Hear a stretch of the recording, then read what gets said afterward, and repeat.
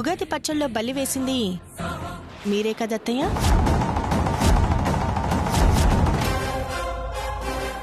ఇదిగో సీత, అనవసరంగా నన్నంటే ఊరుకొని చెప్తున్నా. అలాంటి పనులు చెయ్యాల్సిన అవసరం నాకేంటి? ఈ ఇంట్లో కూడా ఎవరికి అలాంటి అవసరాలు లేవత్తయ్య. నా చెల్లెళ్ళు తొందరపడి మాటలంటారేమో కానీ పండుగ సంతోషాన్ని పాడు చేయడానికి తిండిని విషం చేసేంత విషపు ఆలోచనలు వాళ్ళల్లో ఎవ్వరికీ లేవు. ఇది మరీ బాగుంది సీత. వంటగదిలో ఉగాది పచ్చడి కలిపింది నువ్వు. నేనసలు ఆ ఛాయలకే రాలేదు. దాని మీద మూత పెట్టకుండా నువ్వ జాగ్రత్తగా ఉండి నా మీద నింద వేయాలని చూస్తున్నావా? చూడండి అత్తయ్య, మీరు ప్రతిసారి చిన్న విషయానికి చిల్లర విషయాలకి నాతో గొడవ పడాలని అందరితో మాటలు అనిపించాలని ఎందుకు కంకణం కట్టుకున్నారో నాకైతే తెలీదు. కానీ నా ఒక్కదాని వరకు మీరు నన్ను ఎంత సాధించినా నేను సహనంతో ఉంటాను. నా మనసు ఎంత గాయపెట్టాలని చూసినా ఓర్పు వహిస్తాను. మీ చేష్టలన్నీ నా మీద వరకే ఉండటం మీకు అన్ని విధాలుగా మంచిది. అలా కాదు అని నా కుటుంబానికి హాని కలిగించాలని చూసినా, వాళ్ళని ఇబ్బంది పెట్టాలని చూసినా నాలో మీరు మరో సీతను చూస్తారు. అది మీకు చాలా ప్రమాదం. పరిస్థితిని అంతదాకా తెచ్చుకోకుండా మీ పెద్దరికాన్ని మీరు కాపాడుకోండి. బెదిరిస్తున్నావా సీత? నేను నీకంటే 2 ఆకులు ఎక్కువే చదివాను. ఇలాంటివి చాలా చూశాను. నన్ను నువ్వేవీ చేయలేవు.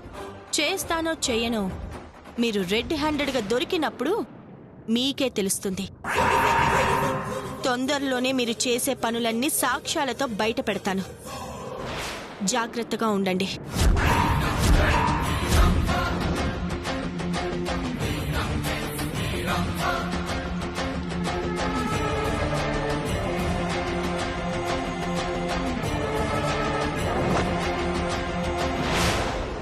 ఓసిదీన సాధ్యం కూలా.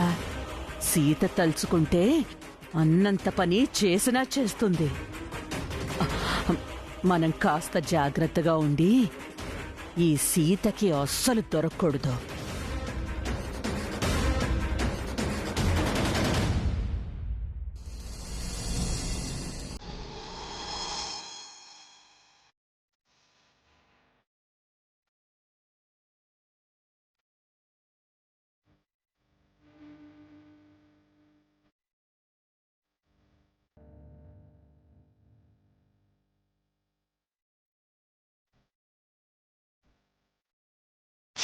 ఆఫీస్కి వెళ్ళకుండా పడుకున్నావేంటి? ఆఫీసా? ఏం ఆఫీస్?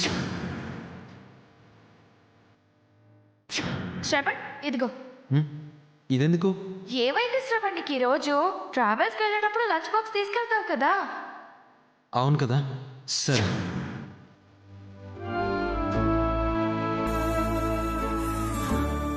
నాని తొందరగా రా.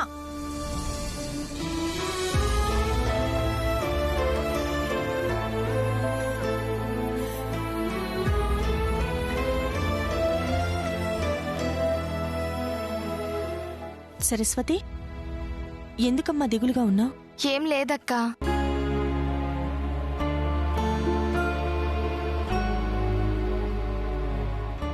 లేదులే అనడంలోనే ఏదో ఉందని తెలుస్తుంది. చూడు సరస్వతి, మనలో మనకి అభిప్రాయ భేదాలున్నాయి, అపార్థాలు చోటు చేసుకున్నాయి. వాటిని తొలగిస్తూనే మీకుండే సమస్యలన్నీ బాధ్యతతో తీర్చాల్సిన ఇంటి పెద్ద కొడల్ని నేను. నీ బాధేంటో నాతో చెప్తే నేను తీర్చే ప్రయత్నం చేస్తాను. ఈ మధ్య 2 రోజుల నుంచి శ్రవణ్ ఎందుకో సరిగ్గా లేడక్కా. ఒంటరిగా కూర్చుంటున్నాడు. తనలో తనే మదన పడుతున్నాడు. ఎందుకలా ఉన్నావు అని నేను ఎన్నిసార్లు అడిగినా ఏవీ లేదు అని తప్పించుకుంటున్నాడు. శ్రవణ్ అలా ఉంటే నేను చూడలేకపోతున్నానక్కా. సమస్య ఏంటో నాకు తెలియడం లేదు. ట్రావెల్స్ వర్క్ ఎక్కువైపోయి అలసిపోయి అలా ఉంటున్నాడేమో. ఏదైనా సమస్య ఉన్నా నీతో చెప్పకపోయినా కనీసం నాతో అయినా చెప్పుకుంటాడు కదా. నిజంగా అదే అయితే ఏ గొడవ లేదక్కా. కానీ బయటకి చెప్పుకోకుండా దేని గురించే నలిగిపోతున్నాడేమోనని నా భయం.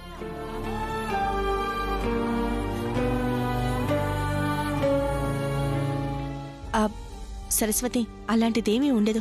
నువ్వు అనవసరమైన ఆందోళనలు మనసులో పెట్టుకోకు. ఆ, ఉదయం పూట వేసుకోవాల్సిన టాబ్లెట్ వేసుకున్నావా? వేసుకున్నానక్క. బూస్ట్ తాగావా? ఇప్పుడు వద్దక్క, తర్వాత తాగుతాను. అదే వద్దంటున్నాను. ఇలాంటివి అస్సలు అశ్రద్ధ చేయకూడదమ్మా. ఏంటే తోడుకోడళ్ళిద్దరూ పొద్దున్నే సమావేశం పెట్టారు? సరస్వతికి జాగ్రత్తలు చెప్తున్నాను అత్తయ్య. ఆహా, అత్తయ్య, నేను ఆఫీస్కు వెళ్తున్నాను కాబట్టి కడుపుతో ఉన్న సరస్వతిని మీరే దగ్గరుండి జాగ్రత్తగా చూసుకోవాలి. నువ్వు నిశ్చింతగా ఉండమ్మా. నేనొచ్చిందే మిమ్మల్ని అందర్నీ చూసుకోవడానికి. ఆ, సరస్వతి ఇంకా పాలు తాగలేదంట అత్తయ్య. నువ్వెళ్ళమ్మా, నేను చిక్కగా బూస్ట్ కల్పిస్తాను కదా. సరే అత్తయ్య, జాగ్రత్త. అలాగే అక్క. నాని, వదినా. తొందరగా రా నాని. వస్తున్నా వదినా. వదినా వెళ్దామా? నీదే ఆలస్యం.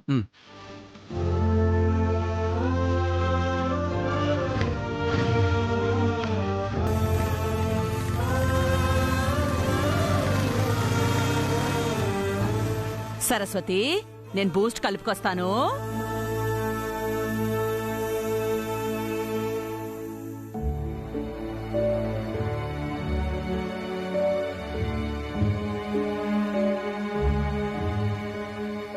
అన్నయ్య, ఈసారి మనం వేసిన పంటకు మద్దతు ధర కూడా కష్టమంటున్నారు ఊరు జనం.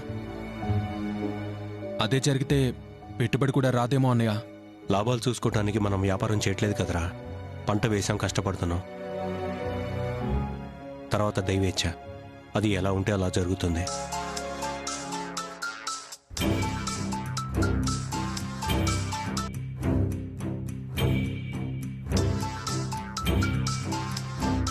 ఫోనెవరో చూడరా. దాక్ష ఇందిలే అన్నయ్య. తను లేనట్టుందిరా, ఎవరో చూడు. మిస్డ్ కాల్ చూసి తర్వాత చేస్తుందిలే అన్నయ్య.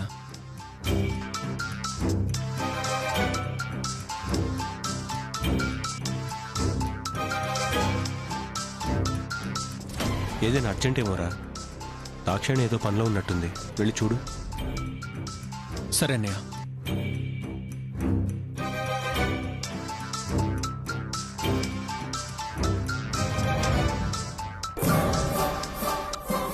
హలో. హలో సార్, నమస్తే సార్. నేను ఫోటోగ్రాఫర్ని సార్. సారీ సార్, మొన్న మీకు అవమానం జరిగినందుకు నేను చాలా బాధపడ్డాను. నా తల మీద కావాలనే రాయి విసిరి దెబ్బ తగిలినందుకు ఫీల్ అయినట్టుందిరా నీ ప్రవర్తన. సోదాపి, ఎందుకు ఫోన్ చేసావో చెప్పు. అదే సార్, మేడం ఆడిషన్లో సక్సెస్ అయ్యారు సార్. మా కంపెనీ రూల్ ప్రకారం అగ్రిమెంట్ మీద సంతకం పెట్టాలి. అగ్రిమెంట్ పంపాను, కానీ తిరిగి పంపలేదు సార్. మీరు ఒకసారి చెప్తారా సార్? మీ మేడమే వచ్చింది, అడుక్కో.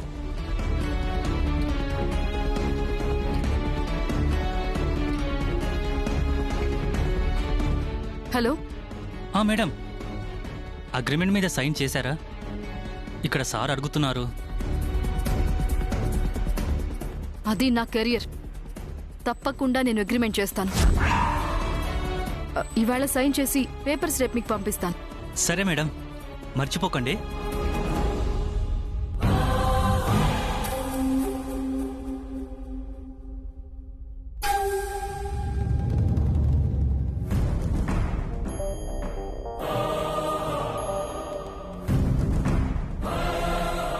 శంకర్, అన్నయ్య. నీకు దాక్షాయణికి ఏమైనా గొడవలున్నాయా? అబే, ఏం లేదన్నయ్య. నాకైతే మీ ఇద్దరిని గమనిస్తుంటే ఎడమొహం పెడమొహంగా ఉన్నారనిపిస్తోంది. చూడు శంకర్, నీ భార్య తనకిష్టమైన రంగాన్ని ఎంచుకుంది. అది నీకు నచ్చట్లేదని తన్ని బాధ పెట్టద్దు. వీలైతే మంచి చెప్పి మార్చే ప్రయత్నం చేయి. వినకపోతే తన కెరీర్కి అండగా ఉండు. అంతేకాని కాపురంలో కలతలు మాత్రం పెంచుకోవద్దురా. అది ఇద్దరికీ మంచిది కాదు.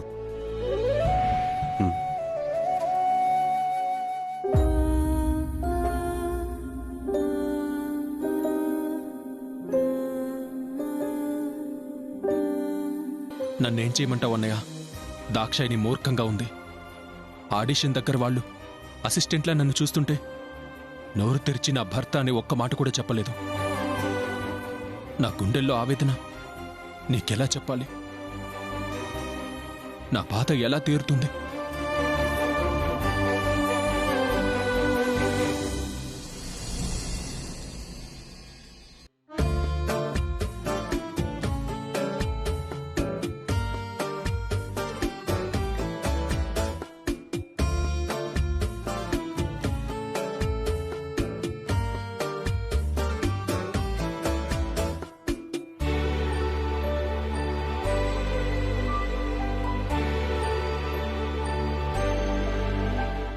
చూస్తే 20 నిమిషాలు కూడా కాలేదు, మళ్ళీ బూస్ట్ అవుతున్నారేటండి?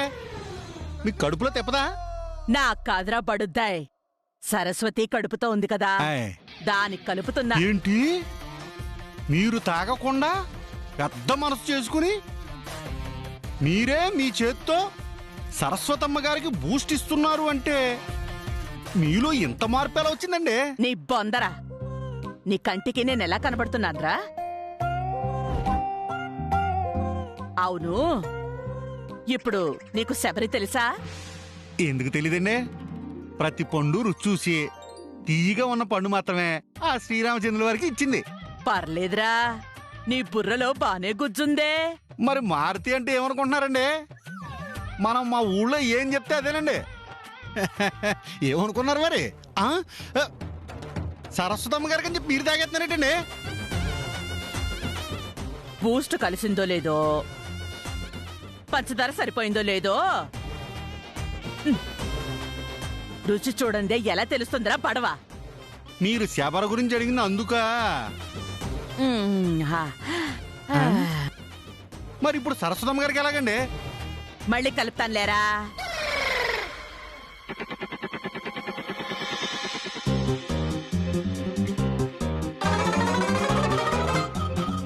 ఇప్పుడు కలుపుతాను చూడు. అది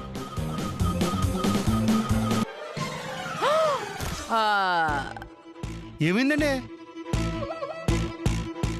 ఇప్పుడు ఏం చేద్దాం? ఒక పూట తాకపోతే ఏం కాదులేరా. అమ్మ బాబోయ్. నీ ఫోన్తో సీతకు ఫోన్ చేసివ్వు, సాయంత్రం వచ్చేటప్పుడు తెమ్మని చెప్తాను. ఒక్క పూట మీరు తాకపోతే అయిపోయింది కదండి. ఏయ్, చెప్పింది చెయ్. సరేనండి.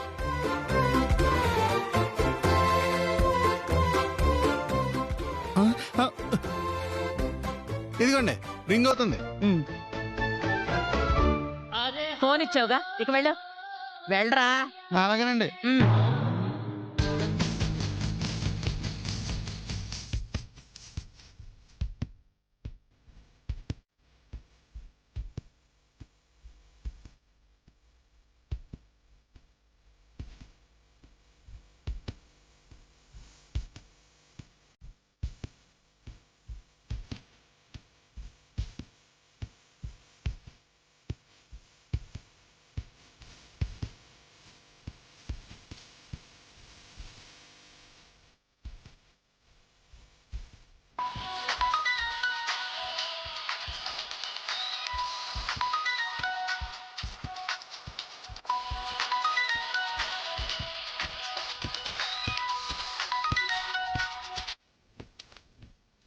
హలో,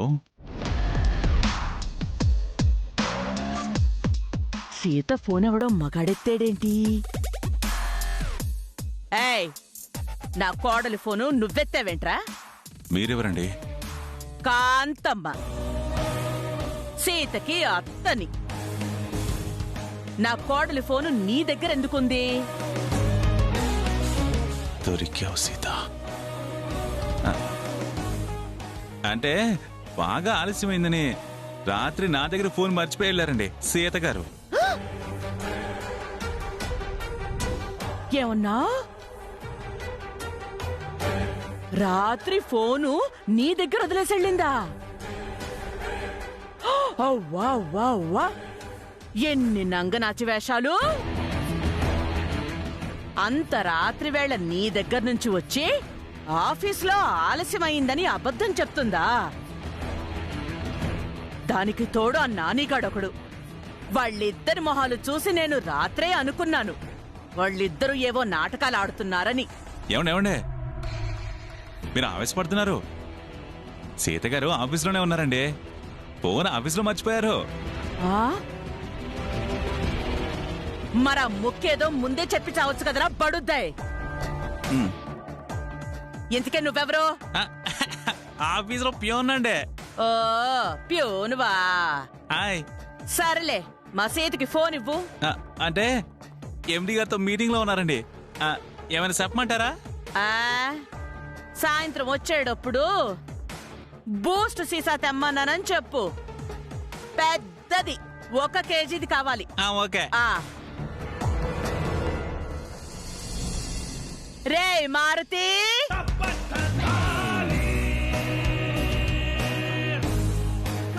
భవిష్యత్తులో తన అనుమానంతో వేధించి సీతని నాకు దగ్గర చేసేది ఈ కాంతమ్మే అని నాకు గట్టి నమ్మకం కలుగుతోంది.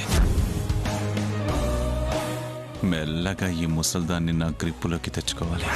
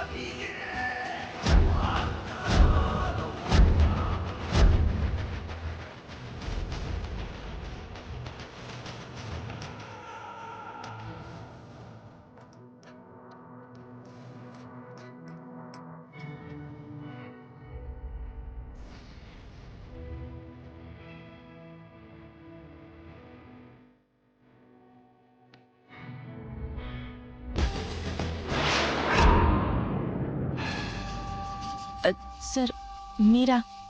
వర్క్ మూడ్లో ఉండి మీరు రావడం నేను గమనించలేదు. సిన్సియారిటీ, డెడికేషన్కి నిలువెత్తు రూపం అండి మీరు. చెప్పండి సార్, ఏమైనా ఫైల్స్ చెక్ చేయాలా? అదేం కాదు, మీకు సారీ చెప్పాలో థ్యాంక్స్ చెప్పాలో అర్థం కాక ఇలా వచ్చాను. దేని గురించి సార్ ఈ ఫార్మాలిటీస్? దగ్గరుండి నాకు కేర్ తీసుకున్నందుకు థ్యాంక్స్. లేటుగా ఇంటికి వెళ్లాల్సి వచ్చినందుకు సారీ. 2 అవసరం లేదు సార్. కష్టంలో ఉన్న సాటి మనిషిని వదిలేసి ఎందుకు వెళ్తాను? అందుకే ఉన్నాను.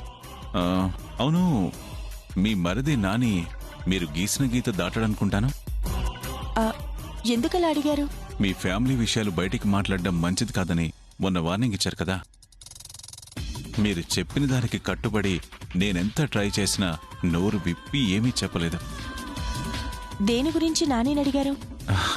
అదే సీత గారు, రాత్రి లేటుగా ఇంటికెళ్ళినందుకు ఎందుకింత లేట్ అయింది, ఎక్కడికి వెళ్తున్నావు, ఎవరిని కలిసి వస్తున్నావు అంటూ ఆరాలతో గొడవలు చేస్తారు కదండి. మిడిల్ క్లాస్ ఫ్యామిలీస్లో ఇవి సహజం కదా. నా వల్ల చెయ్యని తప్పుకి మీరెక్కడ ఇరుకున పడ్డారో కనుక్కుందామని నాని అడిగాను. అరే, అతను నోరు విప్పితే ఒట్టు. సార్, మిడిల్ క్లాస్ ఫ్యామిలీ అయినా మనస్తత్వాలు చాలా ఉన్నతంగా ఉంటాయి. మా ఇంట్లో ఎలాంటి ప్రాబ్లమూ రాదు. నేనే దగ్గరుండి చూసుకుంటాను. మీరు ప్రతిసారి ఇలా ఎంక్వైరీలు చేసి మీ టైం వేస్ట్ చేసుకోకండి. చచ్చా, నా ఉద్దేశం అది కాదు సీత గారు. మీ ఇంట్లో కాంతమ్మ గారని ఉన్నారు కదా, ఆ రోజు నేను మీ ఇంటికి వచ్చినప్పుడు గమనించాను. ఆవిడకి కొంచెం పద్ధతులు పట్టింపులు ఎక్కువ అని అనిపించింది. రాత్రి ఆలస్యమైనందుకు మిమ్మల్ని ఏమైనా ప్రశ్నలతో ఇబ్బంది పెట్టారేమో అని అడిగాను. సీతగారు, నా వల్ల మీరు బాధపడకూడదనేదే నా అభిప్రాయం. అలాంటిదేం లేదు సార్. సరే సీతగారు, ఎనీవేస్, నా మీద కేర్ తీసుకున్నందుకు once again thank you so much. మీరు వర్క్ చూసుకోండి. ఇక నుంచి నీ లైఫ్ నువ్వు అనుకున్నట్టు కాదు, నేననుకున్నట్టు ఉంటుంది సీత. ఏంటి సార్, ఇంకేమైనా చెప్పాలా? నథింగ్. ఓకే.